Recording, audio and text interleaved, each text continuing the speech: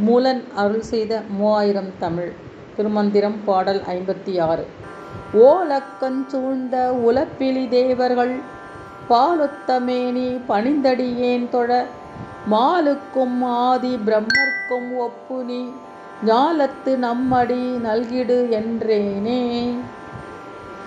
உலத்தலாகிய அழிவில்லாத சிவபெருமானை தேவர்கள் கூட்டமாக கூடி பாலொத்த மேனியனே என்று வழிபட்டனர்.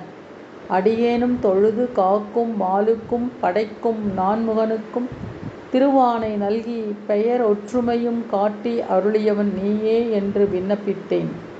அச்சிவபெருமான் இம்மாநிலத்து நம் திருவடி ஒன்றையுமே நீ விரும்புக என்று அருளினான்.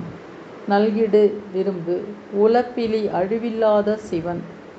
சைவ சித்தாந்தம் 82. நம்முடைய பேச்சு எப்படி இருக்க வேண்டும்? பிறர் மனம் நோகா வண்ணம் இனிமையாக பேச வேண்டும். எத்தகைய பேச்சினை நாம் பேச வேண்டும்? பயனுள்ள பேச்சுக்களை நாம் பேச வேண்டும்.